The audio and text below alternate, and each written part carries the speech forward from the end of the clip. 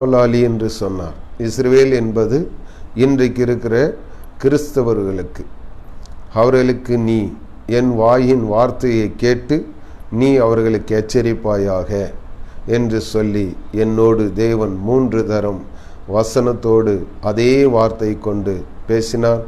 சில தீர்க்கதரிசிகளும் அந்த வார்த்தைகள் எனக்கு கொடுத்தார்கள். இதை 1 வருட காலத்தை நான் தாமதித்தேன். அது இன்றைக்கு உங்கள் மத்தியிலே நான் பகிர்ந்து கொள்ளப் போகிறேன். இதை பார்க்கிற யாவரும் நீங்கள் உங்கள் வாழ்க்கையில் ஒரு அப்போஸ்தலருக்கு என்னென்ன தகுதிகள் இருக்க வேண்டும், அவர்கள் எப்படி அவர்களுடைய அழைப்பை நிறைவேற்ற வேண்டும், அதற்கு என்ன நாம் இழக்க வேண்டும், அதுக்கு என்ன நாம் செய்ய வேண்டும் என்பதை நான் உங்களுக்கு இங்கே வேத வசனத்தோடு வெளிப்படுத்தி காண்பிக்கப் போகிறேன். நீங்கள் கேட்டு பயனடையுங்கள். கர்த்தர் உங்களை ஆசீர்வதிப்பாராக.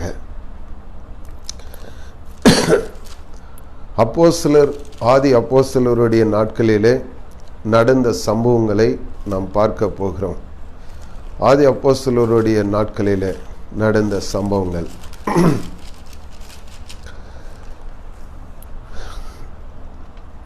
ஆதி அப்போஸ்தலருடைய நாட்களிலே அந்நாட்களிலே சீசர்கள் ஏறக்குறைய 120 பேர் கூடியிருந்த போது அவர்கள் நடுவில் பேதுரு எழுந்து நின்று, அந்நாட்களிலே என்பது அப்போஸ்தலர் நடபடிகள் 1ஆம் அதிகாரம் 15வது வசனம். அதுதான் முதல் கூடுகை. அவர்கள் சபை அப்போஸ்தலர்கள் கூடி 120 பேர் அந்த இடத்துல மேல் வீட்டறையிலே அவர்கள் ஜெபித்து கொண்டு இருக்கிறார்கள். 1ஆம் அதிகாரத்தில் அந்த 1ஆம் அதிகாரத்தில் அவர்கள் கூடி ஜெபித்து கொண்டு இருக்கும் பொழுது அந்த இடத்தை கர்த்தர் தம்முடைய பரிசுத்த ஆவினாலே நிரப்பினார். அதுதான் தேவனுடைய ஒரு திட்டமாய் இருந்தது. அவர்கள் அப்போஸ்தலர்கள் 11 பேரும் ஒன்று கூடியிருந்தார்கள். ஒருமனப்பட்ட ஆவியோடு இருந்தார்கள். அவர்களுக்குள்ள பிரிவினை இல்லாமல் இருந்தது. ஒரு மனம் இருந்தது. இதுதான் முதல்ல ஒரு அப்போஸ்தலர்களுக்கு அடையாளமாக இருக்கிறது. ஒரு அப்போஸ்தலன் எப்படி இருக்க வேண்டும் என்றால், எந்த விதத்திலும் சகிப்பு தன்மை உண்டாகியிருக்க வேண்டும். ஒரு அப்போஸ்தலனுக்கு தகுதியானது சகிப்பு தன்மை. அப்படி என்றால் எல்லா விதத்திலும் சகித்து கொள்ளக்கூடிய ஒரு தன்மை இருக்க வேண்டும். அதுதான் அப்போஸ்தலருடைய அபிஷேகம்.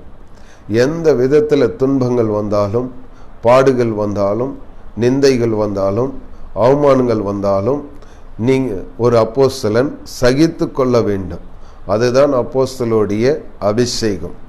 அந்த அப்போஸ்தலருடைய அபிஷேகம்தான் தேவனுக்கும் ஆண்டவராகிய இயேசு கிறிஸ்துவுக்கும் அப்போஸ்தலருக்கும் ஒரு நெருக்கமான உறவை ஏற்படுத்தக்கூடிய ஒரு அபிஷேகம். அப்போஸ்தலர்களுக்கு நேரடியாக தேவன் கட்டளை கொடுக்கிறார். ஆண்டவராகிய இயேசு கிறிஸ்து அப்போஸ்தலர்களுக்கு ஒரு அதிகாரம் என்னவென்றால், பரலோகத்தின் திறவுகோலை கொடுத்திருக்கிறார். இதை நீங்கள் முதல்ல அறிந்து கொள்ள வேண்டும். 16ஆம் அதிகாரத்தில், மத்தேயு சுவிசேஷம் 16ஆம் அதிகாரத்தில் பேதுருவை குறித்து ஆண்டவர் அங்கே வார்த்தை சொல்கிறார். உன்மேல் என் சபையை கட்டுவேன், பாதாள் வாசல் உன்னை மேற்கொள்ளாது. இதை முதல்ல ஆண்டவர் ஒரு அப்போஸ்தலருக்கு உண்டான தகுதியை அங்கே வெளிப்படுத்தி காட்டுகிறார். நீங்கள் கவனமாக கவனிக்க வேண்டும். நீங்கள் 16ஆம் அதிகாரம் மத்தேயு சுவிசேஷம் 16ஆம் அதிகாரத்தில் நீங்கள் வாசித்து பாருங்க. அந்த இடத்துல அவர் பேதுருவை பார்த்து, இந்த உன்மேல் என் சபையை கட்டுவேன், பாதாள் வாசல் உன்னை மேற்கொள்ளாது, இந்த கல்லின் மேல் விழுகிறவன் நொறுங்குண்டு போவான் என்று சொல்லி அப்போஸ்தலருக்குரிய அபிஷேகத்தை, அங்க பேதுரு மேலே இருக்கிற அந்த அபிஷேகத்தை குறித்து ஆண்டவர் வெளிப்படுத்தி கொடுப்பதை நீங்கள் கவனமாக அங்கே பார்க்க வேண்டும். அடுத்தபடியாக 19வது வசனத்தில் நீங்கள் பார்க்கும்போது, பரலோகத்தின் திறவுகோல் நான் உனக்கு தருகிறேன், பூமியில எவைகளை கட்டுகிறாயோ அது பரலோகத்தில் கட்டப்படும், பூமியில நீ எவைகளை கட்டவிழ்க்கிறாயோ அது பரலோகத்தில் கட்டவிழ்க்கப்படும். இதுதான் ஒரு அப்போஸ்தலர்களுக்கு கொடுக்கப்பட்ட ஒரு அதிகாரம். இந்த அதிகாரம் தான் அப்போஸ்தலருடைய வாழ்க்கையில ஒரு மிகப்பெரிய அதிகாரம். பரலோகத்தின் திறவுகோல் என்பது தேவன் அவர்கள் என்ன சொல்கிறார்களோ அது பரலோகத்தில் உடனடியாக கட்டளை பிறப்பிக்கப்படும். ஆண்டவருக்கு அடுத்த ஸ்தானத்தில் இருப்பதுதான் அப்போஸ்தலர்கள். அந்த அப்போஸ்தலர்கள் வாழ்க்கையில சுயத்தை முதல்ல சாகடிக்க வேண்டும், சுயத்தை வெறுக்க வேண்டும். தன் சொந்த குடும்பத்தை என்றால் குடும்பத்தை வெறுப்பதல்ல, தன் குடும்பத்துக்காக, எனக்காக, என் குடும்பம், என் பிள்ளைகள், என் மனைவி என்று சொல்லி அவர்கள் தங்களை முதலாவது சுயத்தை வெறுக்க வேண்டும்.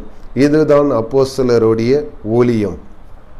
பவுல் அதை தான் சொல்லுகிறார், சுயத்தை வெறுக்க வேண்டும்.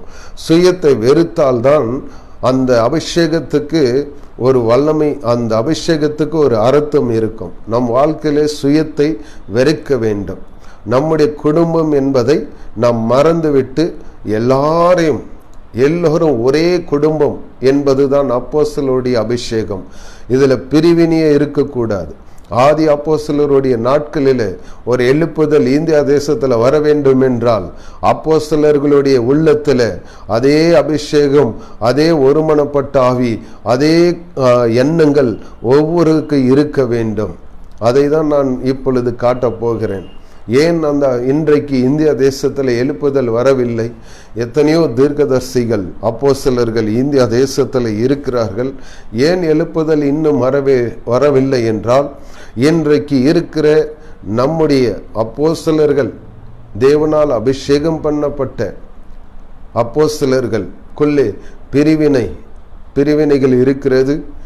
சண்டைகள், ஒருவருக்கொருவர் குற்றம் சாட்டுதல், குறை சொல்லுதல், குற்றப்படுத்துவது, இதை தான் இன்றைக்கு இருக்கிறது. இது எல்லாமே தேவன் அருவருக்கிற காரியமாக இருக்கிறது. ஒரு அப்போஸ்தலனுடைய எண்ணங்கள் எப்படி இருக்க வேண்டும் என்றால், ஒரு தகப்பனுடைய இருதயம் எப்படி இருக்கிறதோ அதை போலதான் அப்போஸ்தலருடைய அபிஷேகம் இருக்க வேண்டும். ஒரு தகப்பன் எப்படி தன் பிள்ளைகளை நேசிக்கிறானோ அதே போலதான் ஒவ்வொரு தேவ பிள்ளைகளை நேசிக்கக்கூடியதான அன்பு இருக்க வேண்டும். அதுதான் பவுல் சொல்கிறார் 1 கொரிந்தியர் 13ஆம் அதிகாரத்தில், அன்பு இல்லாவிட்டால் பிரயோஜனம் ஒன்றுமில்லை. அன்பு இருக்க வேண்டும், மன்னிக்கக்கூடிய தன்மை இருக்க வேண்டும், சகிப்பு தன்மை இருக்க வேண்டும், சுயத்தை வெறுக்க வேண்டும், பொருளாசை வெறுக்க வேண்டும், பணாசையை வெறுக்க வேண்டும், உலக இச்சையை வெறுக்க வேண்டும், உலகத்தை மறக்க வேண்டும், உலகத்தின் சீற்றின்பங்களை வெறுத்து தங்களுடைய ஆடம்பரமான வாழ்க்கையை வெறுக்க வேண்டும். இதுதான் அப்போஸ்தலருடைய அபிஷேகம். இதை தான் பவுல் பேதுருடைய வாழ்க்கையிலே நீங்கள் பார்க்க முடியும். பேதுரு ஒரு மீன் பிடிக்கிற ஒரு தொழிலாளியாக அதிகாரியாக இருந்தார். அவர் மீன் பிடிக்கிற தொழிலே வல்லவராக இருந்தார். ஆனால் அவருடைய வாழ்க்கையில பாருங்க, எல்லாருமே வீடுகளையும் நிலங்களையும் விற்று கொண்டு வந்து 4ஆம் அதிகாரத்தில், அப்போஸ்தலர் 4ஆம் அதிகாரத்தில் நீங்கள் பாருங்கள், அப்போஸ்தலருடைய பாதத்திலே தனக்கு உண்டாயிருந்த நிலங்களையும் வீடுகளையும் விற்று கிராயத்தை கொண்டு வந்து அப்போஸ்தலருடைய பாதத்திலே வைத்தார்கள். அங்கே விசுவாசிகள், தேவ பிள்ளைகள் அப்போஸ்தலருடைய நாட்களில் நடந்தது இங்க பார்க்க வேண்டும். இன்றைக்கு எழுப்புதல் வர வேண்டும் என்றால் இன்றைக்கு ஒவ்வொரு தேவ ஜனங்கள் இதை நீங்கள் கவனித்து பார்க்க வேண்டும். அப்போஸ்தலருடைய நாட்களில் ஊற்றப்பட்ட அபிஷேகம் இன்றைக்கு ஊற்றும் ஆண்டவரேன்னா ஊற்ற மாட்டார், ஊற்றிட்டார். 2020 வருஷத்துக்கு முன்பாகவே அவர் நமக்கு கொடுத்து விட்டார், அதிகாரங்களை கொடுத்து விட்டார், வல்லமையை கொடுத்து விட்டார். இன்றைக்கு ஊற்றும் என்று சொல்லுவது, ஊற்றும் என்றால் ஆண்டவர் ஒரே ஒரு வார்த்தை தான் சொல்வார், எல்லாவற்றையும் உனக்கு நான் கொடுத்து விட்டேன் என்று தான் சொல்வார். ஏனென்றால் வேதம் தெளிவாக சொல்கிறது, வானமும் பூமியும் வானத்திலும் பூமியிலும் சகல அதிகாரங்களும் எனக்கு கொடுக்கப்பட்டாயிற்று. நீங்கள் இதோ புறப்பட்டு போய் சகல ஜனங்களையும் சீசராக்கி பிதா குமாரன் பரிசுத்த ஆவியின் நாமத்தினாலே அவர்களுக்கு ஞானஸ்தானம் கொடுங்கள், உலகம் முழுவதும் செல்லுங்கள் என்று சொன்னார். உலகம் முழுவதும் செல்ல வேண்டும் அப்போஸ்தலர்கள். ஒவ்வொரு கிராமத்தை செல்ல வேண்டும் அப்போஸ்தலர்கள். ஒவ்வொரு கிராமத்தை தேடி தேடி செல்ல வேண்டும். இதுதான் அப்போஸ்தலருடைய ஊழியம். அப்போஸ்தலர்கள் என்பது சொல்லப்படாத இடத்துல போய் சொல்லி அவரை கிறிஸ்துவாண்டில நடத்துவதுதான் அப்போஸ்தலருடைய அபிஷேகம். இதை தான் பேதுருடைய வாழ்க்கையில செய்தார். பவுலும் அதை தான் செய்தார். இதை நீங்கள் கவனித்து பார்க்க வேண்டும். அப்போஸ்தலர் என்பது ஒரு மேடையை போட்டுக்கொண்டு அவர்கள் கிறிஸ்தவர்களுக்கே சுவிசேஷத்தை அறிவிப்பது அல்ல. அந்த அப்போஸ்தலருடைய அபிஷேகம் கிராமங்களாய் சென்று ஒவ்வொரு வீடுகள் தோறும் சென்று சுவிசேஷத்தை அறிவிப்பதுதான் அப்போஸ்தலருடைய அபிஷேகம். இந்த அபிஷேகத்தை நாம் இன்றைக்கு அடக்கி வைத்து கொள்ளாமல் இதை நாம் செயல்படுவோமானால் இன்றைக்கு இந்திய தேசத்தில் நிச்சயமாக எழுப்புதல் வரும். இந்த அபிஷேகத்தை நீங்கள் அடக்கி வைப்பீர்களானால் உங்கள் வாழ்க்கையில அந்த அழைப்பு, அந்த அப்போஸ்தலருடைய அபிஷேகம் தடைப்பட்டு இருக்கும். இன்றைக்கு அதை நீங்கள் இன்று முதல் அதை நீங்கள் துவக்க வேண்டும் என்று இயேசு நாமத்தில் உங்களை வேண்டிக் கொள்கிறேன். அப்போஸ்தலர் நடபடிகள் 1ஆம் அதிகாரம், 2ஆம் அதிகாரம், 3ஆம் அதிகாரம், 4ஆம் அதிகாரம், 5ஆம் அதிகாரத்தில் பாருங்க. அங்கு எல்லோரும் ஒருமனப்பட்ட ஆவிலே இருந்தார்கள், ஒன்று கூடி இருந்தார்கள். அவர்களுக்குள்ளே பிரிவினை இல்லாது இருந்தது. எல்லாவற்றையும் விற்று கொண்டு வந்து அப்போஸ்தலருடைய பாதத்தில் வைத்து அங்கே சொல்லப்பட்டிருக்கிறது. அங்கே என்ன சொல்லப்பட்டிருக்கு பாருங்க. அப்போஸ்தலருடைய பாதத்திலே வைத்தார்கள். அவனவனுக்கு தேவையானதை தக்கதாக தங்களுக்கு பகிர்ந்து கொடுக்கப்பட்டதாம். ஒருவருக்கும் ஒன்றும் குறைவில்லாமல் இருந்தது. ஒருவருக்கும் குறைவில்லாமல் இருந்தது தான் அப்போஸ்தலருடைய நாட்களில். இன்றைக்கு எத்தனை ஊழியர்கள் குறைப்பட்டு இருக்கும் பொழுது தாங்குகிறோம். எத்தனை தேவ பிள்ளைகள் தடுமாறி கொண்டிருக்கும் பொழுது அவர்களை தாங்குகிறோம். இதை நாம் உணர வேண்டும். அப்போஸ்தலர்கள் என்பது தேவனுடைய சித்தத்தை செய்வதுதான் அப்போஸ்தலருடைய அபிஷேகம். தேவன் சொன்னதை செய்வதுதான் அப்போஸ்தலருடைய ஊழியம். ஆண்டவராகிய இயேசு கிறிஸ்து ஒரு அப்போஸ்தலனுக்கு நேரடியாக தொடர்பு கொண்டு அதை பேசி கொடுக்கிற வார்த்தை தான் அப்போஸ்தலருக்கு கொடுக்கப்பட்ட அபிஷேகம். இந்த அபிஷேகத்தை நாம் செயல்படுத்த வேண்டும்.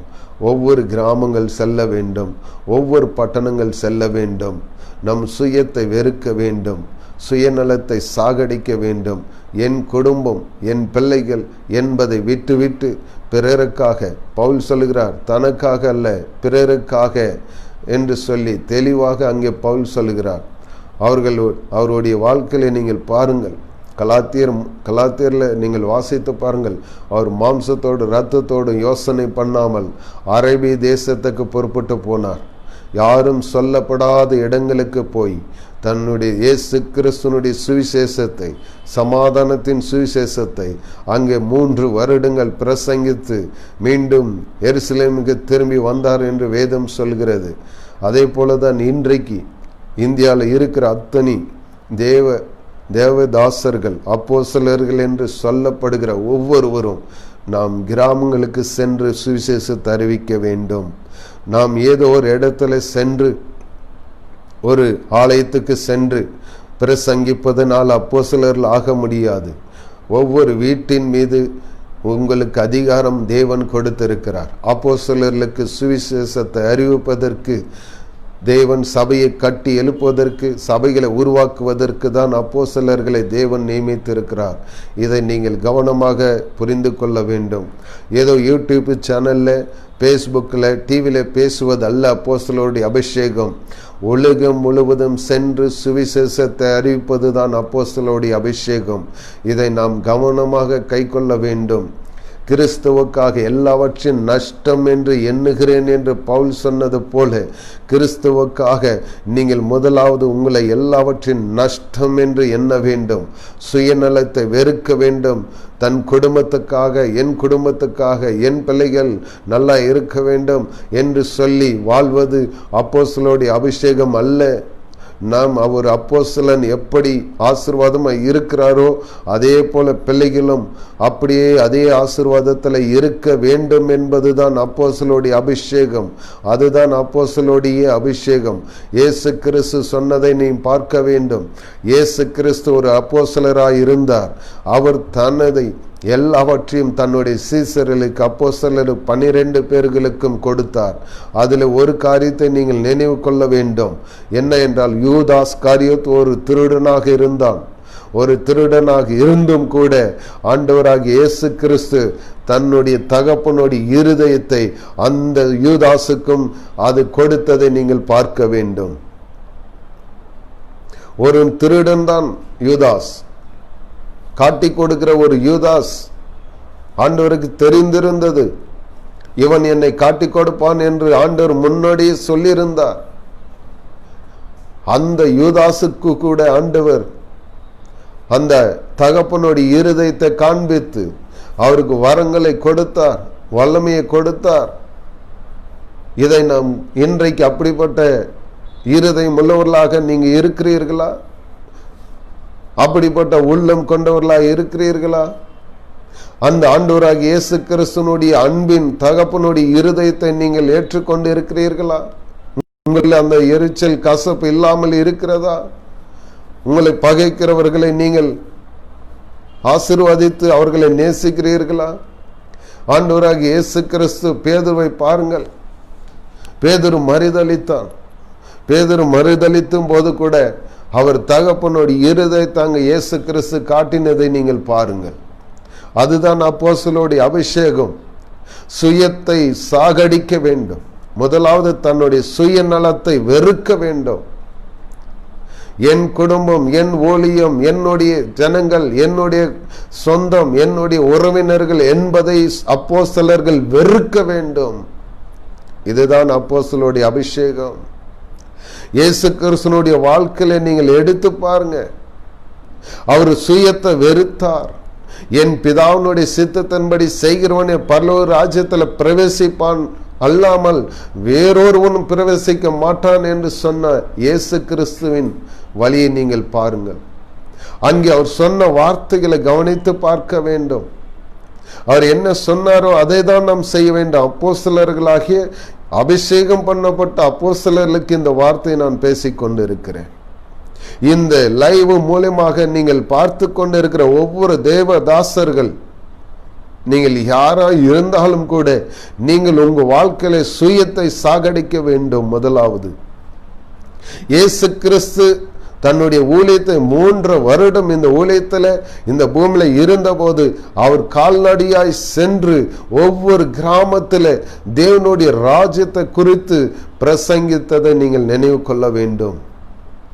இன்றைக்கு நம்முடைய வாழ்க்கையிலே நம் சுயத்தை வெறுப்பாமல் இன்றைக்கு நாம் எந்த இடத்துல ஒரு கிராமங்களுக்கு செல்வது கூட முடியவில்லை. ஏன் இந்தியா தேசம் ரட்சிக்கப்படவில்லை?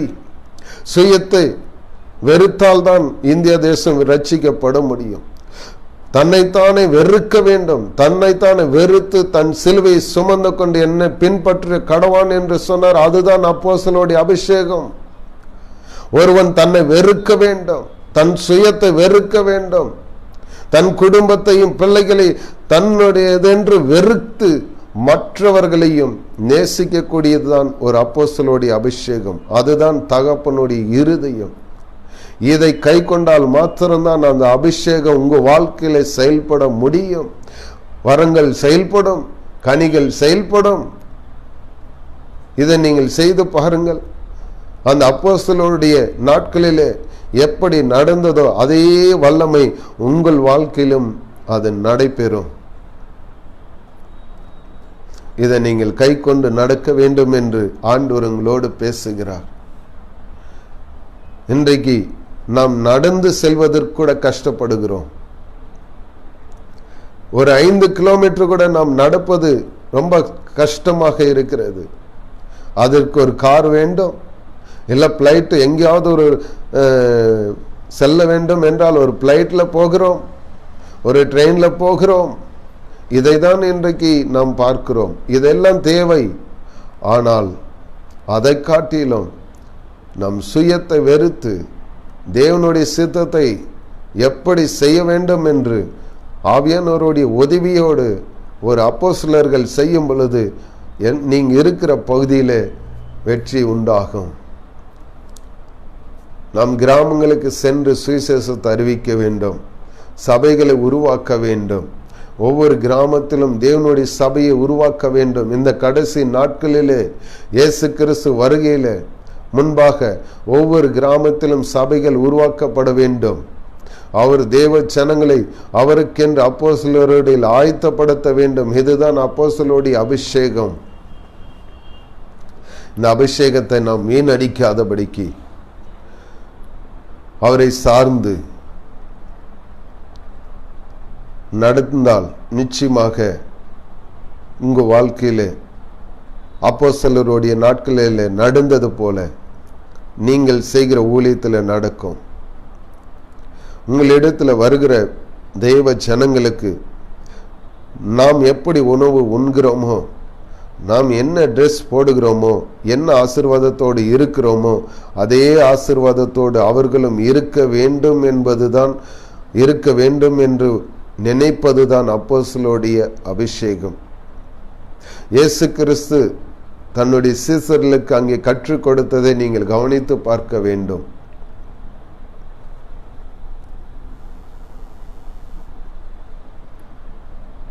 என்னை காட்டிலும் பெரிய காரியங்களை செய்வீர்கள். ஆண்டவர் சொன்னார் பாருங்க, அதுதாங்க தகப்பனுடைய இருதயம். இன்றைக்கு நம்ம இடத்துல வருகிற தேவ பிள்ளைகள் அவர்களுடைய குடும்பங்கள்ல எந்த குறையும் இருக்கக்கூடாது. ஒரு அப்போஸ்தலர் அபிஷேகத்தில் நாம் செயல்படும் போது நாம் ஆசீர்வாதித்தால் அந்த குடும்பம் ஆசீர்வாதமாக மாற வேண்டும். அதுதான் அப்போஸ்தலருடைய அபிஷேகம். இதை நீங்கள் உங்களுடைய அபிஷேகத்தை நீங்கள் கண்டு கொள்ள வேண்டும். அபிஷேகம், உங்களிடத்தில் இருக்கிற அபிஷேகம் அவர்களை மறுரூபமாக்க வேண்டும். அதுதான் அப்போஸ்தலருடைய அபிஷேகம். ஆதி அப்போஸ்தலருடைய நாட்களிலே அவர்கள் போகிற இடமெல்லாம் அற்புதங்கள் அடையாளங்களும் மறுரூபம் ஜனங்கள் ஆனார்கள். திரளான ஜனங்கள் ரட்சிக்கப்பட்டார்கள். ஒரு பிரசங்கத்தில் 3000 பேர் 5000 பேராக ரட்சிக்கப்பட்டார்கள். இன்றைக்கு ஏன் இது நடக்கவில்லை? வழி தவறி செல்லும் பொழுது இந்த அபிஷேகம் செயல்படாது. யோனா வழி தவறி செல்லும் போது என்ன நடந்ததுன்னு நீங்கள் பாருங்கள். அதே போலதான் அந்த அபிஷேகத்தை நம் தவறாக முறையிலே யூஸ் பண்ணும்போது அந்த அபிஷேகம் உங்க வாழ்க்கையில நிறைவேறாமல் தடைப்பட்டு இருக்கும். கிராமங்களுக்கு சென்று பட்டணங்களுக்கு சென்று ஒவ்வொரு இடத்துல தேவனுடைய வசனத்தை விதைக்க வேண்டும். இதுதான் அப்போஸ்தலருடைய அபிஷேகம். இன்றைக்கு அநேக தேவ பிள்ளைகளுக்கு கூட ஒவ்வொருத்தரும் ஜனங்கள் இன்னைக்கு என்ன செய்கிறார்கள் என்றால், அநேகர் தேவ ஊழியர்களை நான் அவரை சார்ந்தவன், நான் இவரை சார்ந்தவன் என்று சொல்லிக்கொண்டு உங்களுடைய அபிஷேகத்தை இழந்து போகாதபடிக்கு நீங்கள் கிறிஸ்துவை சார்ந்து இருக்க வேண்டும் என்று இன்றைக்கு உங்களோடு பரிசுத்த ஆவியானவர் பேசுகிறார்.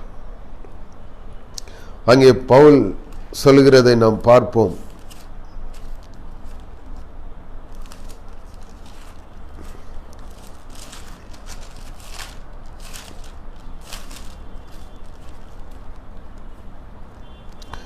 பவுல் அங்கு தெளிவாக சொல்கிறார்.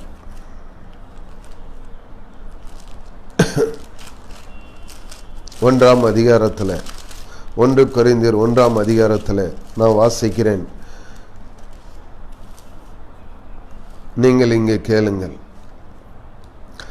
1 கொரிந்தியர் 1:12 உங்களில் சிலர் நான் பவுலை சேர்ந்தவன் என்றும், நான் அப்போலோவை சேர்ந்தவன் என்றும், நான் கேபாவை சேர்ந்தவன் என்றும் சொல்லி நான் கிறிஸ்துவை சேர்ந்தவன் என்றும் சொல்லுகிறபடினால் நான் என்ன சொல்லுகிறேன்? இப்படி சொல்லுகிறேன், கிறிஸ்து பிரிந்திருக்கிறாரா? பவுல் உங்களுக்காக சிலுவையில் அறையப்பட்டானா? பவுலின் நாமத்தினாலே ஞானஸ்தானம் பெற்றீர்களா? என் நாமத்தினாலே ஞானஸ்தானம் கொடுத்தேன் என்று ஒருவனும் சொல்லாதபடிக்கு நான் கிறிஸ்துவுக்கு காய்வுக்கும் என்று ஒருவனும் என்னை பின்பற்றக்கூடாது என்று அங்கு பவுல் சொல்கிறார். நான் அவரை சார்ந்தவன், பவுலை சார்ந்தவன், நான் அப்போலை சார்ந்தவன், நான் கேபாவை சார்ந்தவன், நான் கிறிஸ்துவை சார்ந்தவன் என்று சொல்லாதபடிக்கு இங்கே பவுல் தெளிவாக சொல்கிறார். ஒருவரை மாற்ற நீங்கள் பின்பற்ற வேண்டும் என்பதுதான் அங்கு பவுல் சுட்டி காட்டுகிறார். இது அப்போஸ்தலருடைய, இது நமக்கு ஒரு அப்போஸ்தலர்களுக்கு தான் இந்த வார்த்தை. நீங்கள் யாரையும் சார்ந்து நடக்கக்கூடாது. ஒரு அப்போஸ்தலர்கள் வந்து எந்த ஒரு ஊழியர்களையும் சார்ந்து நடக்கவே கூடாது. மத்தேயு சுவிசேஷம் 4 நீங்கள் தெளிவாக வாசித்து பாருங்க. என்னை பின்பற்றி வாருங்கள். ஆண்டவர் அங்கே சொல்வதை நீங்கள் கவனித்து பார்க்க வேண்டும். என்னை பின்பற்றி வாருங்கள். ஆண்டவரை தான் பின்பற்றும்படி அங்கு ஆண்டவர் சொல்லுகிறார். என்னை பின்பற்றி வாருங்கள். மத்தேயு சுவிசேஷம் 4:19 என் பின்னே வாருங்கள், உங்களை மனுஷரை பிடிக்கிறவள் ஆக்குவேன் என்றார். பாருங்க, அப்போஸ்தலர்களுக்கு தான் ஆண்டவர் சொல்றார் அதிகாரம். நம் அப்போஸ்தலர்கள் எந்த ஒரு மனிதனையும் அதிகாரத்தை சார்ந்து செல்லவே கூடாது. இந்த உலகத்தை சார்ந்து செல்லவே கூடாது. இந்த உலகத்தினுடைய அதிகாரிகளை சார்ந்து செல்லவே கூடாது என்பதை ஆண்டவர் இன்றைக்கு எச்சரிப்பு படுத்துகிறார். ஒரு அப்போஸ்தலனுடைய அபிஷேகம், நீங்கள் இயேசு கிறிஸ்துவை பின்பற்ற வேண்டும் என்பதுதான் இங்க தேவன் தெளிவாக சொல்லுகிறார். நீங்கள் வேற வழியாக பின்பற்றக்கூடாது. பணத்தின் வழியாக, பொருளாசையின் வழியாக, இந்த உலகத்தின் அதிகாரிகளுக்கு பின்பாக, மாயமான தந்திரமான காரியங்களுக்கு பின்பாக அப்போஸ்தலர்கள் செல்லக்கூடாது என்பது இன்றைக்கு தேவன் உங்களுக்கு எச்சரிப்பு படுத்துகிறார். ஒரு அப்போஸ்தலன் பின்பற்ற வேண்டியது இயேசு கிறிஸ்துவை மாத்திரமே. எந்த ஊழியக்காரனையும் பின்பற்றக்கூடாது. எந்த ஒரு மனிதனையும் பின்பற்றக்கூடாது. பவுல் அதை தான் தன்னுடைய வாழ்க்கையில செய்தார். எல்லாவற்றையும் கிறிஸ்துவுக்காக நஷ்டம் என்று எண்ணுகிறேன் என்று சொல்லி தன்னுடைய சுயத்தை வெறுத்தார். தன்னுடைய சொந்த ஜனங்களை வெறுத்தார். அவர் யாரும் சொல்லப்படாத இடங்களுக்கு போய் மலைகள், பட்டணம், காற்று, பசி, பட்னி, அடிகள், உதைகள், நிந்தைகள், அவமானங்கள், தோல்விகள் அத்தனை மத்தியில கடந்து வருவதுதான் ஒரு அப்போஸ்தலனுடைய அபிஷேகம். பேட்ரிக் ஜோஷுவா ஐயா அவர்கள் கடந்த 2 மாதங்களுக்கு முன்பாக மரித்து விட்டார். அவருடைய வாழ்க்கையில தனக்கென்று எதையுமே சேர்த்து கொள்ளாமல் கர்த்தருக்கென்று அவர் வாழ்ந்தார். இந்தியா முழுவதும் தன்னுடைய ஊழிய பயணத்தை அப்போஸ்தலனுடைய அபிஷேகத்தோடு அவர் கடந்து சென்றார். தனக்கென்று அவரை சேர்த்து எந்த ஒரு பொருளையும் சேர்த்து வைக்கவில்லை. எந்த ஒரு ஐஸ்வர்யத்தை அவர் சேர்த்து வைக்கவில்லை. தனக்கு உண்டான வாகனத்தை கூட விற்று ஊழியர்களுக்கு வாகனங்களை கொடுத்து வாங்கி கொடுத்திருக்கிறார். அதுதான் அப்போஸ்தலனுடைய அபிஷேகம். ஒரு அப்போஸ்தலனுடைய அபிஷேகம் இருக்கும் பொழுது தன்னை வெறுக்க வேண்டும், தன்னுடைய குடும்பத்தை, சுயத்தை வெறுக்க வேண்டும். இதுதான் அப்போஸ்தலனுடைய அபிஷேகம். இன்றைக்கு நீங்கள் இதை பார்க்கிற நீங்கள், இதை கேட்கிற நீங்கள், உங்கள் வாழ்க்கையிலே முதலாவது நீங்கள் சுயத்தை வெறுக்க வேண்டும். சுயம் என்பது என்ன? என் குடும்பம், என் பிள்ளைகள், என் ஊழியம், நான் நல்லா இருந்தால் போதும், என் பிள்ளைகள் நல்லா இருந்தால் போதும் என்பதுதான் சுயம். இல்லை, உனக்கு இருப்பது அனைத்தையும் பகிர்ந்து கொடுப்பதுதான் அப்போஸ்தலருடைய அபிஷேகம். பேதுருவனுடைய பாதத்தில் வீடுகளையும் நிலங்களையும் விற்று கொண்டு வந்து வைத்தார்கள். அங்கே நீங்க பாருங்க, அப்போஸ்தலர் 4ஆம் அதிகாரத்தில் அவர் பேதுரு நினைத்திருந்தால், அவர் மீன் பிடிக்கிற தொழிலாளியாக இருந்தார். மீன் பிடிக்கிற தொழிலாளியாக இருந்தார். அந்த பணத்தை எல்லாம் எடுத்துக்கொண்டு போய் அங்கே சொல்லியிருக்கிறது, தனக்கு உண்டாயிருந்த நிலங்களையும் விற்று அதன் கிராயத்தை கொண்டு வந்து அப்போஸ்தலருடைய பாதத்தில் வைத்தார்.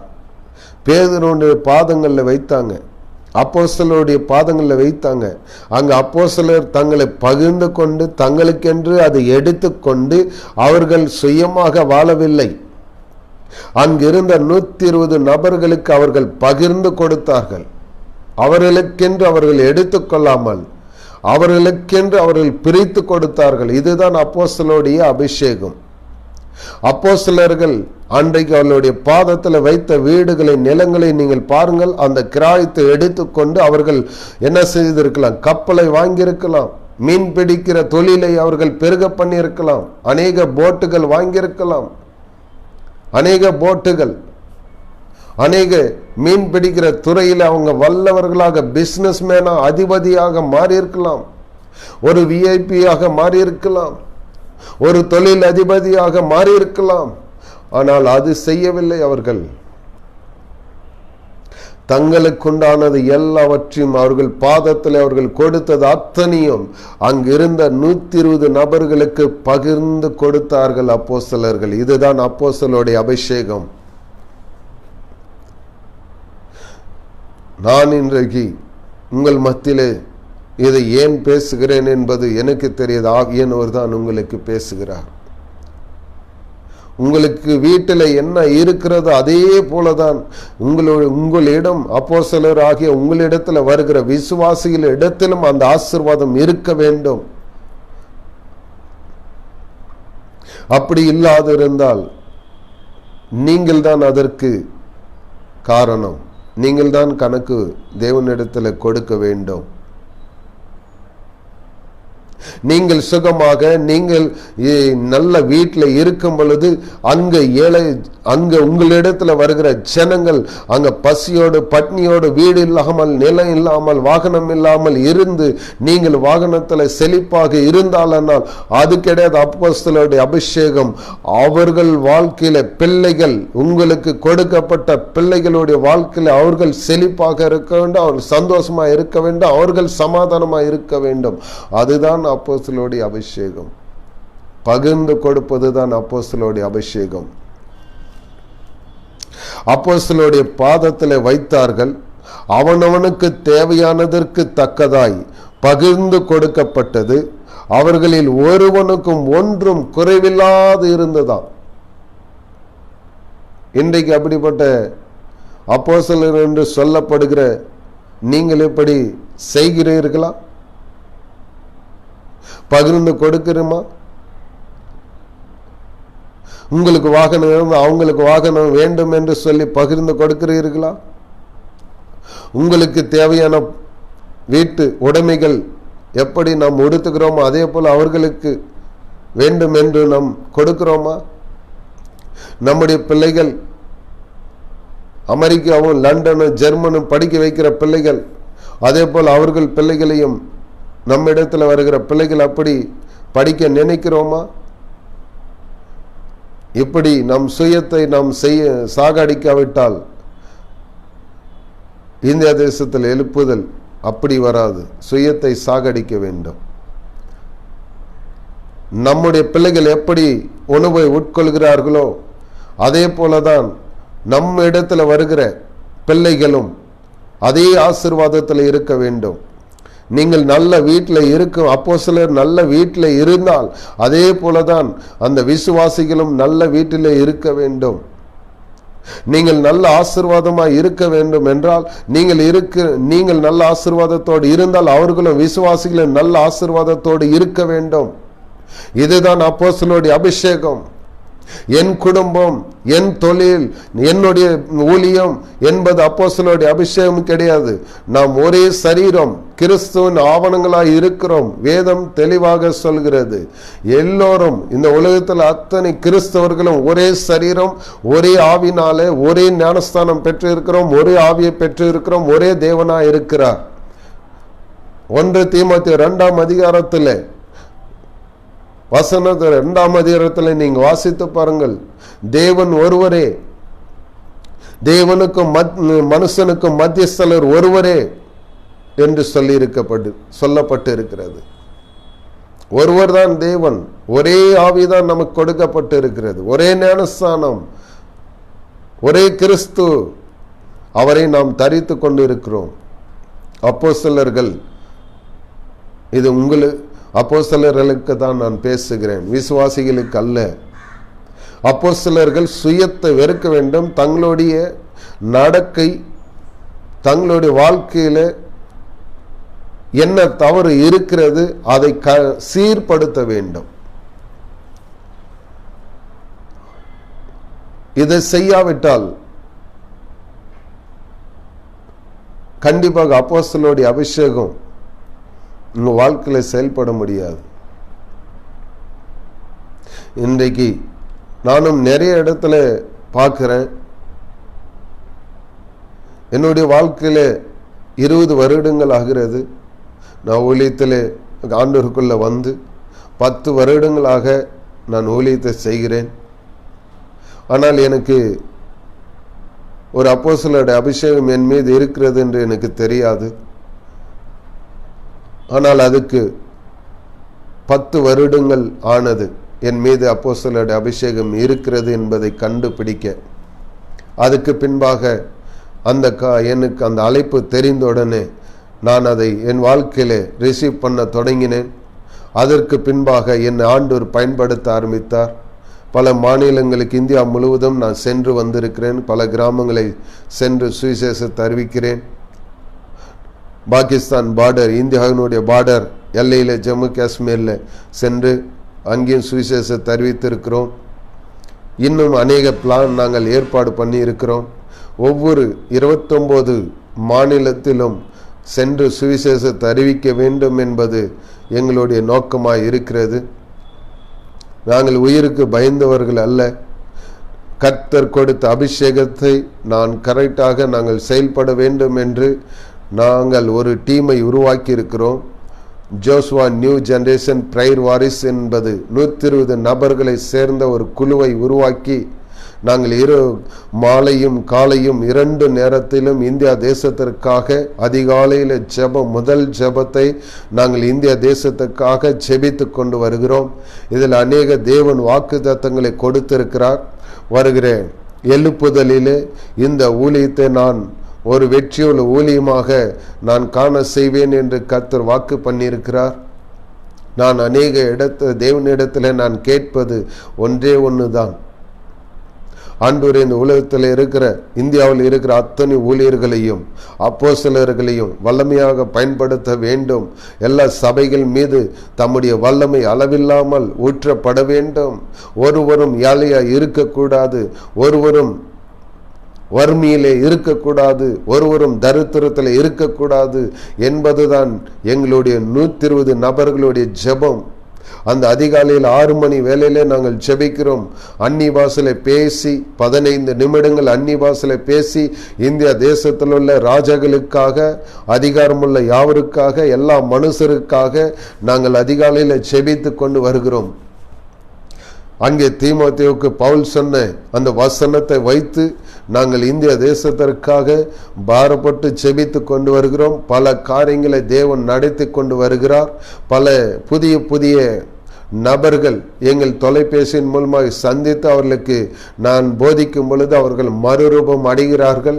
அநேகர் விடுதலையாகி கர்த்தருடைய நாமம் மகிமைப்பட அவர்கள் தங்கள் பிரிந்த குடும்பங்கள் எல்லாம் கட்டப்படுகிறது. இதை என்னுடைய பெருமைப்படுத்துவதற்காக நான் சொல்லவில்லை. எனக்கு தேவன் சொன்னதை நான் செய்கிறேன். ஏனென்றால் என்னுடைய வாழ்க்கையிலே நான் எல்லாவற்றையும் இழந்தவன். இப்போது கிடையாது. என்னுடைய தொழிலை நான் இழந்து, என்னுடைய தொழில நஷ்டம், குடும்ப வாழ்க்கையில தோல்வி. 2018ஆம் ஆண்டு மே மாதம் 21ஆம் தேதியில தாயாரை இழந்தேன். அதே வருடத்தில் அடுத்த 15 நாட்களுக்குள்ளே மனைவி மரித்து போனால். 2 மரணங்கள் 15 நாட்களுக்குள்ளே. பொருளாதார நஷ்டம், எல்லாவற்றிலும் இழந்த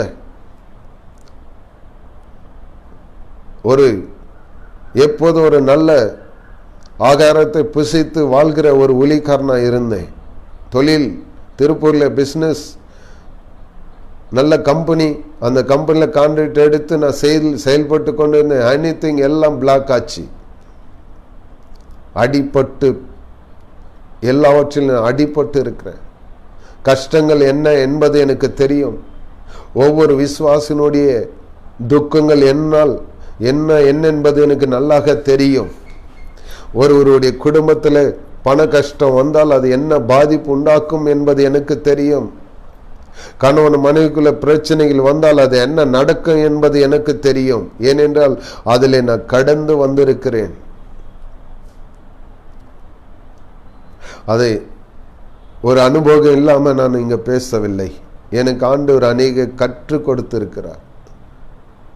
இன்றைக்கு என்னுடைய வயது 45 ஆகுகிறது.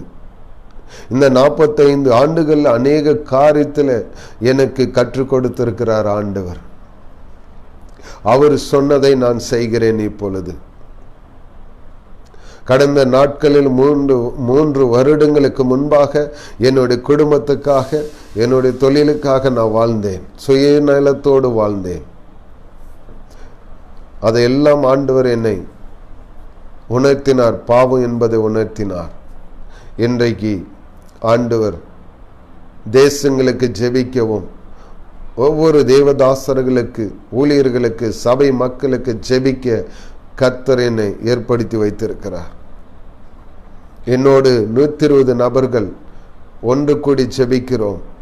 ஒவ்வொரு தேவ பிள்ளைகளும், இந்த பூமியில இருக்கிற ஒவ்வொரு தேவ பிள்ளைகளுக்கு ஆசீர்வாதம் தேவை என்று ஜெபிக்கிறோம்.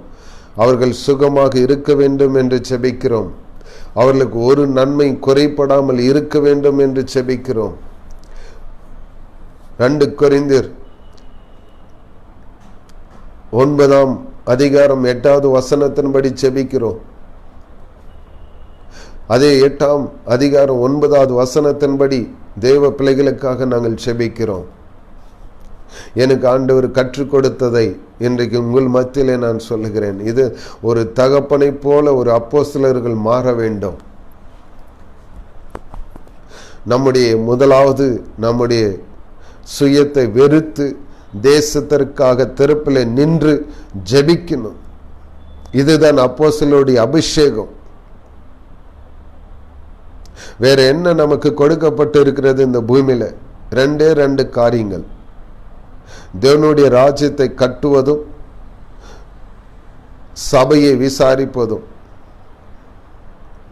அவர்களை ஆசீர்வதிப்பதும். நமக்கு கொடுக்கப்பட்ட அந்த அதிகாரத்தை நாம் கரெக்டான முறையில் செயல்படுத்த வேண்டும். இன்றைக்கு நீங்கள் தயவு செய்து உங்க வாழ்க்கையில யாரையும் சார்ந்து இருக்காமல், அப்போஸ்தலர்கள் நீங்கள் எந்த ஸ்தாபனத்தை சார்ந்து இருக்காமல் நீங்கள் கர்த்தரை சார்ந்து நடங்கள். இயேசு கிறிஸ்துவை சார்ந்து நடங்க. மனிதனை சார்ந்து நடக்காதீங்க. எரேமியா 17:5வது வசனத்தை பாருங்க. அந்த இடத்துல தன் மாம்சத்தை புயபலமாக்கி கொண்டு கர்த்தரை விட்டு இருதயத்தில் விலகுகிறவன் சபிக்கப்பட்டவன் என்று சொல்கிறது. கர்த்தரை இருதயத்தில், இருதயத்தில் விட்டு விலகுகிறவனே சபிக்கப்பட்டவன் தான். ஒரு அப்போஸ்தலன் அவருடைய ஊழியம், அந்த அப்போஸ்தலனுக்குரிய தகுதி என்ன என்றால் இயேசு கிறிஸ்துவோடு மாத்திரம்தான் ஐக்கியம் இருக்க வேண்டும். எந்த மனுஷனோடு ஒரு அதிகமாக வைத்துக் கொள்ளக்கூடாது. அப்போஸ்தலன் என்பது அதுதான். ஆண்டவருக்கு அவர்களுக்கு தினந்தோறும் ஒரு ஐக்கியம், அவர் சொல்வதை எடுத்து ஜனங்களுக்கு கொடுப்பது. நாம் அதை பெற்றுக்கொண்டு நம் வாழ்க்கையிலே நமக்கென்று வைத்துக் கொள்ளாமல், நம்முடைய குடும்பத்துக்கென்று வைத்துக் கொள்ளாமல் மற்றவர்களுக்கு பகிர்ந்து கொடுப்பதுதான் அப்போஸ்தலனுடைய அபிஷேகம். அப்போதுதான் இந்தியா தேசத்தில் எழுப்புதல் வரும். சும்மா சும்மா வராத. 50 நாட்கள் 100 நாட்கள் 200 நாட்கள் உபாசம் இருந்தாலும் அது நம்முடைய சுயநலத்துக்காக தான் இருக்கிறோம். இயேசு கிறிஸ்து எல்லாவற்றையும் செய்து முடித்தார் என்பதை நாம் ஞாபகம் வைத்துக் கொள்ள வேண்டும். அப்போஸ்தலனுடைய நாட்களில் எந்த இடத்திலையும் அவர்கள் 40 நாட்கள் 100 நாட்கள் 200 நாட்கள் உபாசம் இருந்ததாக சொல்லப்படவில்லை. அவர்கள் ஒன்றுதான் அங்கு சொல்கிறார் பேதுரு, நாங்கள் போதிப்பதிலே பிரசங்கிப்பதில் நாங்கள் உறுதியா இருக்கிறோம். நீங்கள் உங்கள் சபையை விசாரிப்பதற்காக உங்களில் 7 பேரை தெரிந்து கொண்டு அவர்களுக்கு அந்த அதிகாரத்தை கொடுங்கள். நாங்கள் வசனத்தை போதிப்பதிலே நாங்கள் உறுதியா இருப்போம் என்று சொல்கிறார். எல்லாவற்றையும் இயேசு கிறிஸ்து செய்து முடித்து விட்டார். 40 நாட்கள் எதனால உபாசம் இருந்தார்? 4000 வருடங்களுக்கு அடையாளமாக இருந்தார். ஒவ்வொரு வருடத்துக்கு அவர் ஒரு நாளாக அங்கு ஒவ்வொரு காரியங்களுக்கு அவர் 40 நாட்கள் இருந்தார். 4000 வருடங்கள் பிசாசு இடத்துல இருந்த அந்த வல்லமையை பறிப்பதற்காக அவர் 40 நாட்கள் அங்கு உபாசம் இருந்தார். வனாந்தரத்தில் 40 வருடங்கள் இஸ்ரேல் ஜனங்கள் நடத்தப்பட்டார்கள். அதற்கு அடையாளமாக அதை முறியடிப்பதற்காக 40 நாட்கள் இருந்தார். உங்களுக்காகவும் எனக்காகவும் அவர் எல்லாவற்றையும் செய்து முடித்து விட்டார். இயேசு கிறிஸ்துவை செய்யாதது ஒன்றுமில்லை, எல்லாவற்றையும் செய்து முடித்து விட்டார். எல்லாம் முடிந்தது என்று சொன்னார். எல்லாம் முடிந்தது என்றால் என்ன? இனி எல்லாமே என்னுடைய கரத்தில் வந்துவிட்டது, இனி நீங்கள் ஒன்றும் செய்ய வேண்டாம், புறப்பட்டு போங்கள். ஆண்டவர் சொன்னது வார்த்தை நீங்கள் கவனித்து பார்க்க வேண்டும். மத்தேயு சுவிசேஷம் 28ஆம் அதிகாரம் 18, 19 நீங்க வாசித்து பாருங்க. மார்க் 16ஆம் அதிகாரத்தில் வாசித்து பாருங்க. அப்போஸ்தலர்களுக்கு என்ன அதிகாரம் ஆண்டவர் அங்கே கொடுக்கிறார் என்பதை பாருங்க. அவர்களுக்கு புறப்பட்டு போய் அதற்கு பின்பு ஆண்டவர், நீங்கள் அங்க 16ஆம் அதிகாரத்தில் அவர் சொல்லுகிறதை நீங்கள் பாருங்க. உலகம் முழுவதும் போய் பின்பு அவர்களை நோக்கி, நீங்கள் உலகம் எங்கும் போய் சகல சிருஷ்டிக்கும் சுவிசேஷத்தை பிரசங்கிங்கள். விசுவாசமுள்ளவர்களாகிய ஞானஸ்தானம் பெற்றவர்கள் ரட்சிக்கப்படுவான், விசுவாசியோதன் ஆக்கினிக்குள்ளாக தீர்க்கப்படுவான். விசுவாசிக்கிறவர்களால் நடக்கும் அடையாளங்கள் அவனை என் நாமத்தினாலே பிசாசுகளை துரத்துவார்கள், நவமான பாஷைகளை பேசுவார்கள், சர்ப்பங்களை எடுப்பார்கள், சாவுக்கு எதுவான யாதொன்றை குடித்தாலும் அவர்களை சேதப்படுத்தாது, வியாதிஸ்தர்களை மேல் கைகள் வைப்பார்கள், அப்பொழுது அவர்கள் சொஸ்தமாவார்கள். இவ்விதமாக கர்த்தர் அவர்களுடன் பேசின பின்பு பரலோகத்துக்கு எடுத்து கொள்ளப்பட்டார். மார்க் சுவிசேஷம் 16ஆம் அதிகாரத்தில் 15வது வசனத்திலிருந்து நீங்க பார்க்க வேண்டும். அங்கு அப்போஸ்தலருக்கு என்ன அதிகாரத்தை ஆண்டவர் கொடுக்கிறாருன்னு பாருங்க. உலகம் எங்கும் போய், அப்படி என்றால் என்ன? ஒவ்வொரு கிராமத்தை சென்று, ஒவ்வொரு கிராமங்கள் வீதிகள் தோறும் பட்டணங்கள் தோறும் நடந்து சென்று சுவிசேஷத்தை அறிவிக்க வேண்டும். இதுதான் அப்போஸ்தலருடைய அபிஷேகம். அதுதான் செய்தார்கள் அந்த 12 அப்போஸ்தலருடைய வாழ்க்கையில். நாம் அதை தான் நாமும் செய்ய வேண்டும். ஏதோ ஒரு பெரிய மேடையை போட்டுக்கொண்டு நாம் பேசுவது அல்ல, மற்றவர்களை குற்றப்படுத்தி மற்றவர்களை குறை சொல்வது, மற்ற கிறிஸ்தவர்களுக்கு சுவிசேஷத்தை அறிவிப்பது, கிறிஸ்தவர்களுக்கு கற்றுக் கொடுப்பது அல்ல அப்போஸ்தலருடைய ஊழியம். புதிய மக்களை போய் சந்திப்பது தான் அப்போஸ்தலருடைய அபிஷேகம். அதுதான் பவுல் செய்து கொண்டு வந்தார். ஒவ்வொரு இடத்துல அவர் சென்று 1 வருடம் 2 வருடம் 3 வருடம் அப்படி தங்கிருந்து அந்த இடத்துல சபைகளை உருவாக்கி அவர்களுக்கு கற்றுக் கொடுத்து அதை விட்டு வேற இடத்துல சென்றார். அதுதான் அப்போஸ்தலருடைய அபிஷேகம். என்னையும் சேர்த்து தான் நான் இங்க பேசுகிறேன், எல்லாருக்கும் தான் சேர்த்து பேசுகிறார் ஆண்டவர். நானும் பெரிய ஒரு உத்தமன் கிடையாது. ஆண்டவர் பேசுறான்னு எனக்கும் சேர்ந்து தான் பேசுகிறார். ஆவியானவர் உள்ள இருக்கும்போது அவர் யாருக்குன்னாலும் பேசுவார். இதைதான் நாம் செய்ய வேண்டும். அப்போஸ்தலர்கள் ஒரு இடத்துல நாம் பெரிய ஆலயத்தை கட்டிக்கொண்டு, அப்போஸ்தலர் இன்றைக்கு அப்படிதான், பெரிய ஆலயத்தை நாம் கட்ட வேண்டும், இங்கே தங்க வேண்டும், இங்கே நமக்கு போதும் என்பது அல்ல அப்போஸ்தலருடைய ஊழியம். கிராமங்கள் தோறும் சென்று சுவிசேஷத்தை அறிவித்து சபைகளை உருவாக்கி, அதுதான் அப்போஸ்தலருடைய அனாயிண்டிங். அப்பொழுதுதான் உங்க வாழ்க்கையில அந்த வல்லமை புறப்பட்டு போய் சுகமாக்கும், மரித்தோரை எழுப்பும், குஷ்டரோலை சுத்தம் பண்ணும், குருடரின் கண்களை திறக்கும், செவிடரின் செவிகள் திறக்கப்படும், சப்பானிகள் நடப்பார்கள்.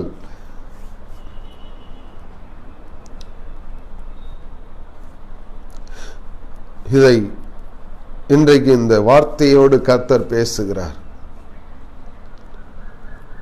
நாம் செயல்படுவோம், இணைந்து செயல்படுவோம்.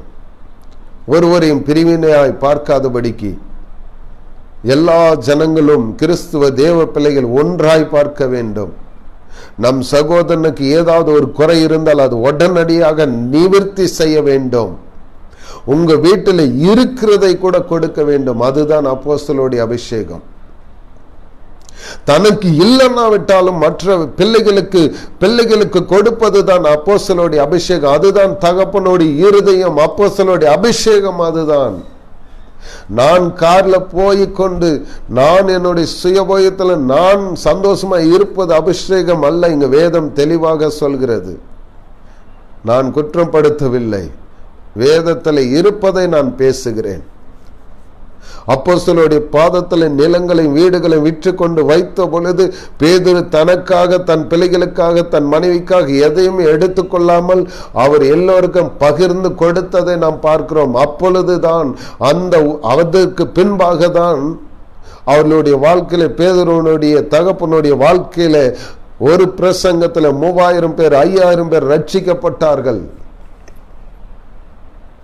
விசுவாசிகள் அல்ல போய் சுவிசேஷத்தை அறிவிக்கல, நமக்கு கொடுத்த தேவ ஊழியர்கள் என்று முத்திரை போட்டு அபிஷேகம் பண்ணப்பட்ட அப்போஸ்தலர்கள் என்று அபிஷேகம் பண்ணப்பட்ட தீர்க்கதரிசிகள், சுவிசேஷகர்கள், போதகர்கள், மேய்ப்பர்கள் என்று அபிஷேகம் பண்ணப்பட்டவர்கள் தான் இறங்கி சுவிசேஷத்தை அறிவிக்க வேண்டும். இது எல்லார் மேலும் விழுந்த கடமை என்று வேதம் சொல்கிறது. விசுவாசிகள் எங்காவது சென்று அவர்கள் ஒன்றும் தெரியாம சொல்லி அவர்கள் மாட்டிக்கொண்டு அடிவாங்குகிறார்கள் விசுவாசிகள். அதை நாம் பார்க்கிறோம்.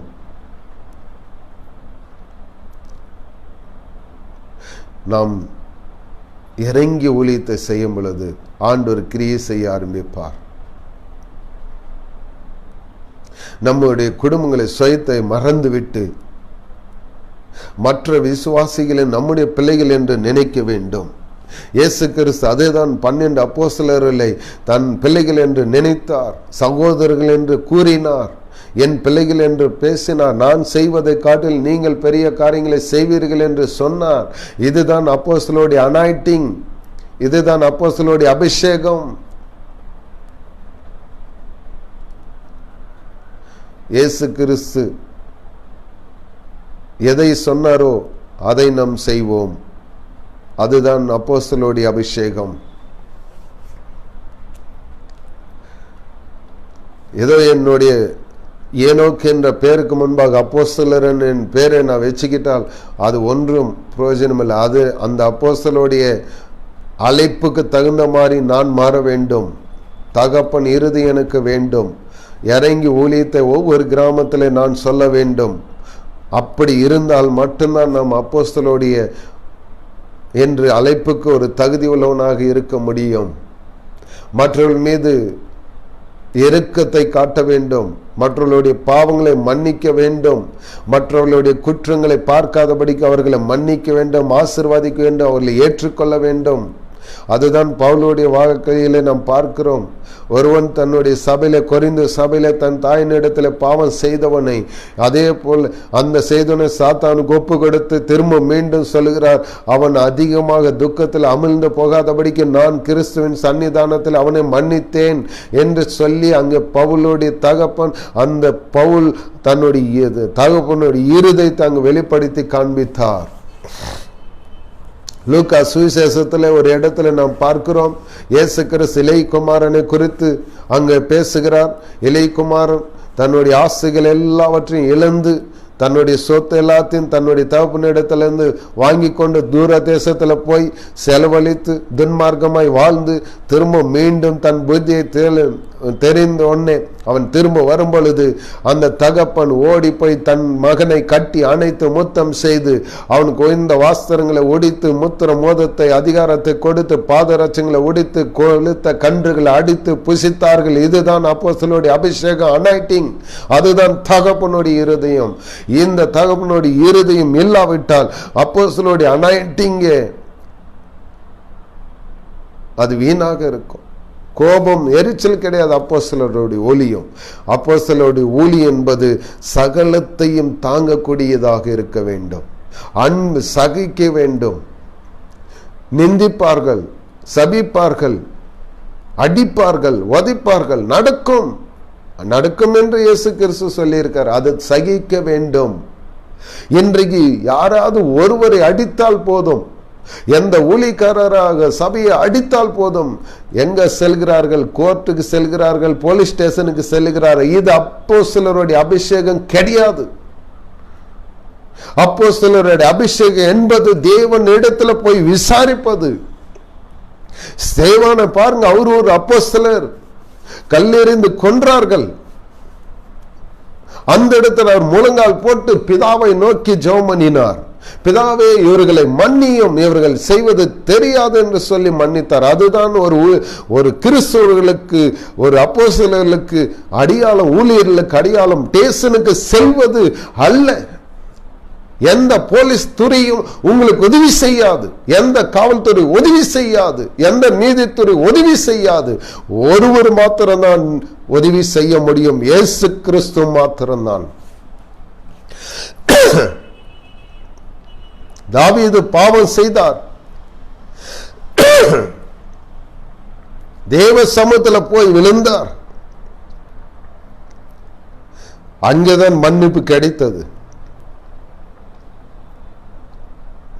தேவன் மீண்டும் ஒரு இடத்துல இஸ்ரேல் ஜனங்களை கணக்கெடுக்கும்படி சாத்தான் தூண்டினான்.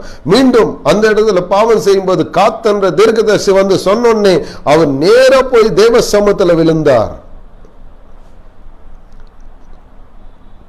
அதுதான் அப்போஸ்தலருடைய அபிஷேகம், ஊழியக்காரர்களுடைய அபிஷேகம். இந்த உலகத்தை தேடி, இந்த உலகத்தின் அதிகாரத்துக்கு தேடி, இந்த உலகத்தினுடைய அதிகாரங்களுக்கு ஓடி கீழ்ப்படிவது அல்ல அபிஷேகம். உனக்கு நமக்கு கொடுக்கப்பட்ட அபிஷேகம் பரலோகத்தினுடைய திறவுகோல் நம்மிடத்தில் இருக்கிறது. நீங்கள் ஜெபித்தால் எல்லாமே நடக்கும்.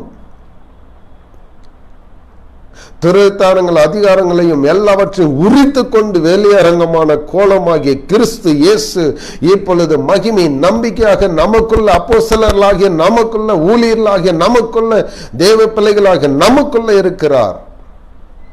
நாம் யார் இடத்திலும் கையேந்தி நிற்க வேண்டிய அவசியம் கிடையாது.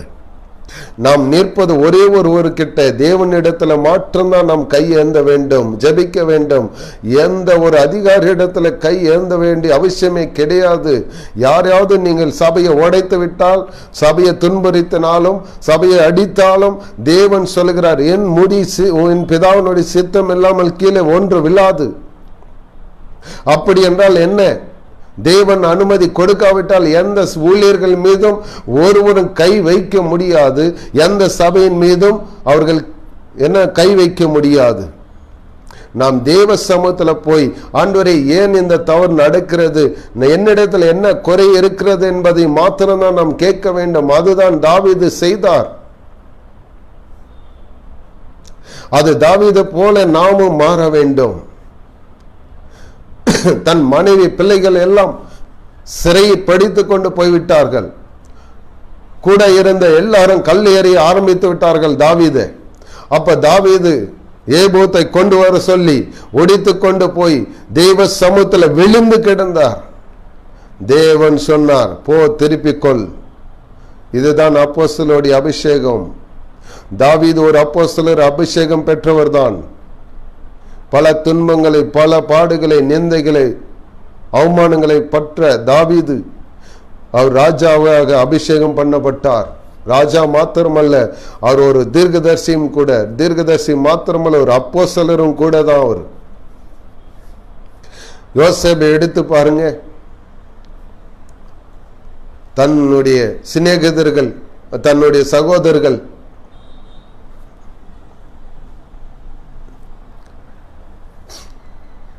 அவனை கிணற்றில் தூக்கி போட்டு விட்டார்கள். அப்பொழுது அந்த பகையை அவன் எடுத்து அவர்கள் மீண்டும் இஸ்மாவேலுடைய சந்ததி இடத்துல விற்று போட்டார்கள். அவன் எகிப்து கொண்டு போகப்பட்டான். பல துன்பங்கள் பாடுபட்டார். அங்கே சகித்தார். சகித்து கொண்டு ஒரு வறட்சி வந்தது. அப்பொழுது தன்னுடைய சகோதரர்கள் எகிப்துக்கு போகும் பொழுது அவன் உள்ளம் கலங்கினது. யோசேப்பின் உள்ளம், யோசேப்பினுடைய உள்ளம் துக்கம் கொண்டது. அதுதான் தகப்பனுடைய இருதயம். அதுதான் அப்போஸ்தலர்களுக்கு முதல் முக்கியமானது. தகப்பனுடைய இருதயம் வேண்டும். தன் பிள்ளைகள் எப்படி நாம் வளர்க்குமோ அதே போல மற்றவர்களையும் இதே கண்களாக நம் பிள்ளைகளை எப்படி பார்க்கிறோமோ அதே போல சபை மக்களையும் பார்க்க வேண்டியதுதான் அப்போஸ்தலருடைய அபிஷேகம். நான் நல்ல உடையை உடுத்தினால் பிள்ளைகளும் நல்ல உடையை உடுத்த வேண்டும். என்னை காட்டிலும் அதிகமாக நல்ல உடைகளை உடுத்த வேண்டும். நான் நல்ல ஆகாரத்தை புசித்தால் என்னை காட்டிலும் அதிகமான நல்ல ஆகாரத்தை பிள்ளைகள் புசிக்க வேண்டும் என்று சொல்லி நினைப்பதுதான் அப்போஸ்தலருடைய அபிஷேகம். நான் நல்ல ஏசி ரூமில், நான் ஏசியில் இருந்தால் நான் மட்டும் நல்லா இருந்து நல்லா சாப்பிட்டு போனால் மற்ற போதிக்கிறத காட்டிலும் ஆண்டவர் சொல்ற விசுவாசம் இல்லை, கிரிகள் இல்லாத விசுவாசம் செத்ததா இருக்கும். போதிப்பது மாத்திரமல்ல, கிரிகளினாலும் காட்ட வேண்டும் என்று வேதம் சொல்கிறது. கிரிகள் இல்லாத விசுவாசம் செத்ததென்று தெளிவாக யாக்கோபு சொல்கிறார். ஒரு அப்போஸ்தலனுக்குரிய தகுதிகள் இதுதான். தகப்பன் இருதயம் வேண்டும். எல்லாவற்றையும் மன்னிக்க வேண்டும், எல்லாவற்றையும் ஏற்றுக்கொள்ள வேண்டும், எல்லாவற்றையும் தாங்க வேண்டும். நிந்தைகள், அவமானங்கள், தோல்விகள், நஷ்டங்கள் அனைத்தையும் தாங்கி ஆண்டவரை பின்பற்ற வேண்டும். இந்த உலகத்தை பின்பற்றாமல், பணத்தை பின்பற்றாமல், பொருளாசையை பின்பற்றாமல், ஜனங்களை பின்பற்றாமல், ஜனங்களை வஞ்சிக்காமல், இயேசு கிறிஸ்துவை முன்மாதிரியாக பின்பற்றி அவர் பின்னாக செல்வதுதான் அப்போஸ்தலருடைய அபிஷேகம். இதை இன்றைக்கு நீங்கள் இதை பார்க்கிற கேட்கிற யாவரும் நிச்சயமாக கை கொண்டு நடப்பீர்கள் என்று நான் கிறிஸ்து இயேசுக்குள்ளே விசுவாசிக்கிறேன். அப்போஸ்தலர்களுக்கு ஆண்டவராக இயேசு கிறிஸ்துவுக்கு நேரடிய தொடர்பு. அனுப்பப்பட்டவர்கள் என்று அர்த்தம். அப்போஸ்தலர்கள் என்றால் அனுப்பப்பட்டவர்கள்.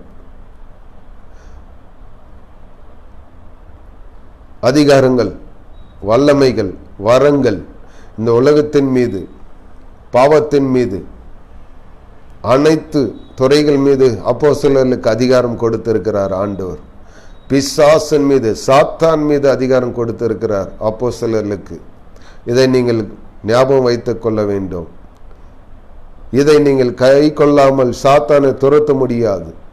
சாத்தான் உங்களை பார்த்து சொல்வான், நான் இயேசுவை அறிவேன், நீ உன்னையும் அறிவேன் அப்படின்னு அங்கே சொல்லியிருக்கிறத நாம் பார்க்கிறோம். நான் பவுலியை அறிவேன், இயேசுவை அறிவேன், நீங்கள் யார் என்று கேட்பான். ஏனென்றால் அவருடைய கற்பனையை நாம் அவருடைய வார்த்தையை நாம் கை கொள்ளாமல் பிசாசை துரத்த முடியாது. பிசாசு எதிர்ச்சி கேட்பான். அந்த தகப்பன் இறுதி இல்லைன்னு அவனுக்கும் தெரியும். அவன் தந்திரவாளி. பவுல் சொல்றார், அவன் தந்திரங்களை நாம் அறியாமல்லையே, அவன் எப்படிப்பட்டவன் என்பதை தெரிஞ்சிருக்கிறோமே, சாத்தானால நாம் மோசம் போகாதபடிக்கு அப்படின்னு சொல்லி இருக்கிறார். சாத்தான் எப்படியாப்பட்டவன் என்றால், நாம் தேவனுடைய ஆண்டவராக இயேசு கிறிஸ்துவனுடைய வார்த்தை நாம் சொல்ல தவறி அதை கை கொள்ளாமல் அதன்படி மீறி நாம் நடக்கும்போது அவன் நம்மோடு எதிர்த்து நிற்பான். அதுதான் யோவானையா சொல்றாரு தன்னுடைய நிருபத்தில், தேவனால் பிறந்த எவனும் பாவம் செய்யான், பொல்லாக்கான் அவனை தொடான். கரெக்டாக நம் தகப்பன் இருதயத்திலே நாம் மாற வேண்டும், அன்பிலே நிரம்ப வேண்டும், ஒருவருக்கொருவர் உதவி செய்ய வேண்டும், சுயத்தை வெறுக்க வேண்டும். எனக்கு என்ன இருக்கிறதோ அதே அவர்களுக்கும் இருக்க வேண்டும் என்று நினைக்க வேண்டும். அதுதான் அப்போஸ்தலருடைய அபிஷேகம். அதுதான் பேதுருடைய வாழ்க்கையில நடந்தது, பவுலுடைய வாழ்க்கையில நடந்தது. அவர்கள் வெறுத்தார்கள், சுயத்தை வெறுத்து பட்டணங்கள் தோறும் கிராமங்கள் தோறும் சென்று நடப்பயணமாக சென்று மலையும் காற்றும் மத்தியில ஊழியம் செய்து கர்த்தருடைய சபைகளை ஸ்தாபித்து நிருபங்களை எழுதி இன்றைக்கு நம்முடைய கரத்தில் அவர்கள் கொடுத்திருக்கிறார்கள். எவ்வளவு பெரிய பாக்கியத்தை நாம் பெற்றிருக்கிறோம் பாருங்கள். நாமும் அவர்களைப் போல, அவர்கள் எப்படி இயேசு கிறிஸ்துவை பின்பற்றி ஊழியம் செய்தார்களோ அதே போல நாமும் ஆண்டவராக இயேசு கிறிஸ்துவை பின்பற்றி அவர் கற்றுக் கொடுத்ததை அனைத்தையும் நாமும் கை கொண்டு அதன்படி நடப்போம். கர்த்தர் உங்களை யாவரையும் ஆசீர்வதிப்பாராக. மீண்டும் நாளை தீர்க்கதரிசிகள் எப்படி இருக்க வேண்டும் என்ற தலைப்பின் மூலமாக சந்திக்கிறேன். மீண்டும் நாளை சந்திப்போம். ஆண்டவராக இயேசு கிறிஸ்து நாமத்திலே ஆமேன்.